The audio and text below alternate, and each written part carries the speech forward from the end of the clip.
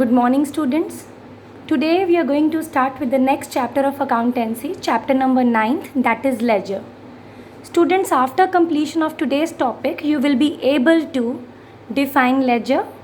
You will be able to discuss the features of ledger. You will be able to explain its utilities, draw the format of ledger, and post journal entries to ledger. That means transferring journal entries from journal to ledger. Students, now moving on to the meaning of ledger. All the entries when are passed in journal, they are transferred to ledger in the second step. That is, they are posted to relevant accounts in ledger. Ledger is a book in which various accounts, that is asset, liability, capital, revenue, expense, are opened, and transactions relating to these accounts are transferred in these accounts from the journal. This ledger is also called the book of final entry because all the entries are first passed in journal and then they are transferred to ledger. Then it is the most important book as the trial balance and final accounts are prepared afterwards, that is from ledger. That is why ledger is also called principal book of account. Principal means it's a very important book, prime book of account. Now moving on to the features of ledger. First is record of all the accounts. Ledger keeps all the record of all the accounts of the business. For example, cash account, capital account, any asset, any liability, expense, income, etc. Second is prepared from ledger. Second feature is after performing journal, that is journalizing, we prepare ledger. Ledger is prepared from journal.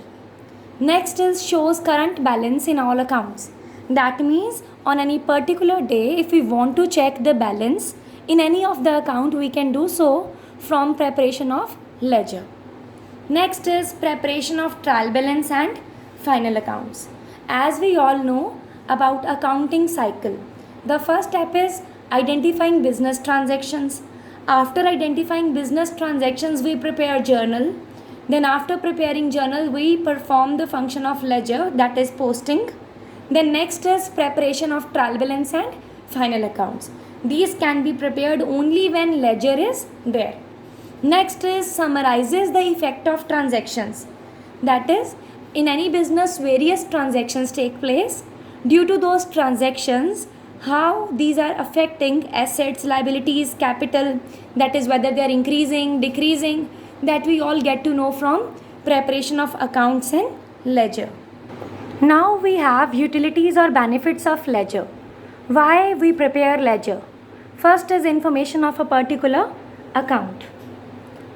That is, complete information relating to any account is available at one place in ledger, as we are preparing accounts of all the types: cash account, salaries account, income account, expense account, any account.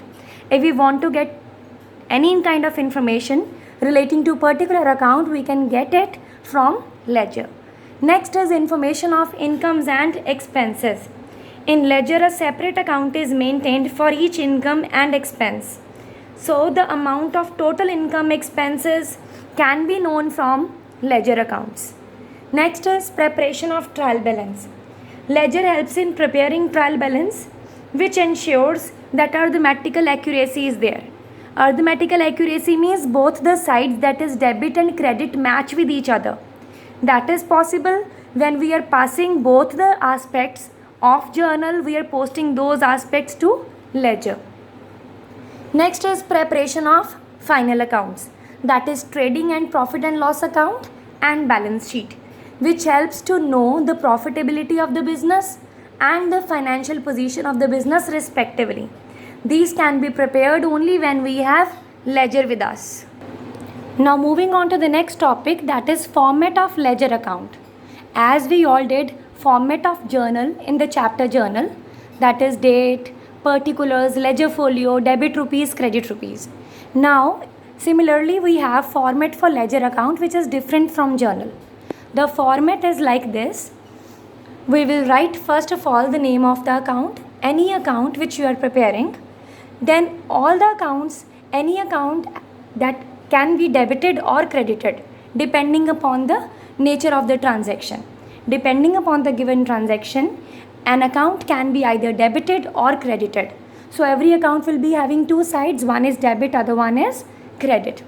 And for debit side we'll have date of the transaction, then particulars, that is why the account is being debited, journal folio, that means page number of journal from where we are taking that transaction, amount of the transaction. Then if that account is to be credited, then it will be passed on the credit side. Then we'll write its date, similarly particulars, journal folio, page number of journal, and amount of that particular transaction. Now the next point is posting of journal entry. Posting of the entry means transferring journal entry from journal to ledger. This posting is also called as transferring of debits and credits from journal to ledger. Now students, in order to tell you the mechanics of posting, I am taking one example. The example is Ram commenced business with cash rupees 5 lakh. So the journal entry for this transaction will be cash account debited with rupees 5 lakh to capital account 5 lakh. That means cash is increasing, it will be debited with 5 lakh. Capital is also increasing, it will be credited with rupees 5 lakh, applying the rules of debits and credit. Now how to post this journal entry to ledger? Students, whatever accounts we have in journal, we prepare separate accounts for those accounts. For example, in this journal entry I have two accounts. One is cash account, other one is capital account. So I will prepare in ledger one cash account and the other account will be capital account. Both the accounts will have the same format, debit and credit for each of the account. So in this entry, firstly we'll see which account is being debited. Cash is being debited, so go to cash account.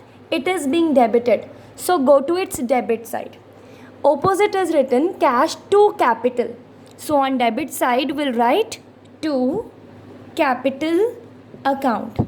You will write here the date of the transaction, journal folio, the page number from where we have taken this journal entry, and the amount, that is rupees 5 lakh. By doing so, we have accomplished only one aspect of journal entry. The other aspect is still left, that is credit aspect.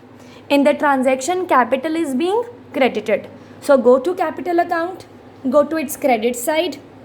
On credit side, we'll post the opposite account. Capital is being credited because cash is being invested in the business. So why capital is being credited?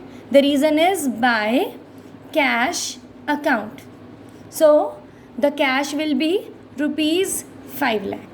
Now students, we all know whenever capital increases in the business, it is credited. By applying the same rule of journal, we are applying the rule to journal as well. Capital is increasing by investing cash, so it is posted to the credit side. Cash is increasing in the business, it is an asset, so it will be debited. It will be debited with rupees 5 lakh. On debit side, we will write all the transaction with the word to, because on debit, opposite is credit. And on credit side, we'll post the transactions by writing the word by.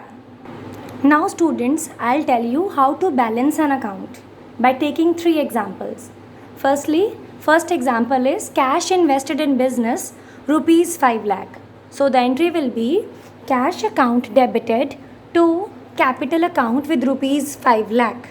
Cash is our asset, it is increasing, so it will be debited. Capital, its owner's, its internal liability, so it will be credited. Next is goods purchased in cash 25,000. So whenever goods are purchased, we write purchases account as an expense, it will be debited. Cash is going out of our business to cash account, or you can say as per modern classification, cash is decreasing, so it will be credited. Next is goods sold for rupees 10,000. So cash is coming into our business, it's increasing, it will be debited. To sales, sales is our revenue, income, it will be credited. So entry becomes cash account debited to sales account. We have now journal for these transactions. After journal, we prepare ledger. For ledger, we'll see how many accounts are being affected with these transactions. First is cash, so we'll prepare cash account. Next is capital, we'll prepare capital account. Next is purchases account, so we'll prepare purchases account. Then next cash, we already have cash account, so we won't prepare it again. Then cash, already we have cash account. Next is sales, so we'll prepare sales account. So students, starting with the posting, cash account is being debited. We will always identify the account which is being debited first. So cash account is being debited, go to cash account. On its debit side, write to capital account. To capital account. Students, if you will read the transaction from ledger also, then it will show the same answer as in the case of journal. See, cash account debited to capital account 5 lakh. Here also we have written cash account debited 5 lakh to capital account 5 lakh. So second is capital account. So go to capital account. Capital account is being credited. So go to its credit side. And on credit side, what is written on opposite of capital? Cash account. So buy cash account with rupees 5 lakh. Second entry says purchases account debited. So go to purchases account on its debit side. To cash. So we'll write here to cash with rupees 25,000. Then the other aspect of the second entry is to cash. So go to cash account, its credit side, write by purchases account 25,000. Third entry, cash debit to sales. So go to cash account, it is being debited, so go to its debit side, to sales account 10,000. Second aspect of the transaction, credit aspect is to sales. So go to sales account, its credit side, write by cash account with rupees 10,000. Now students, I am going to tell you about balancing of an account. Firstly, what is balancing? After posting the entries to ledger, we balance the accounts to know the balance of any particular account on any particular date, which is generally the end of the period, end of the year. Students, balancing an account means the two sides are totaled. Then the side whose total is bigger, that is written on both the sides. After writing the total on both the sides, we find out the difference between the two sides, and the difference is written on the side whose total is smaller. So students, from the examples which we have done right now, I am going to take first account, that is cash account, and show you how to balance it. So students, we will firstly write down all the entries relating to the cash account. To capital, to sales, buy purchases on credit side. After writing the entries, we'll find out the total. The total of debit side is 5,10,000 and total of credit side is 25,000. So the bigger side is debit side.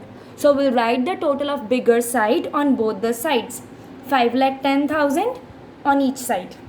Now, but this total is only 25,000. It's not 5,10,000. So we'll find out the difference. The difference is 4,85,000. So we'll write here by balance carried down. Means हमारे 5,10,000 में से फिर 25,000 खर्च हो गए, तो अब हमारे हाथ में कैश कितना है?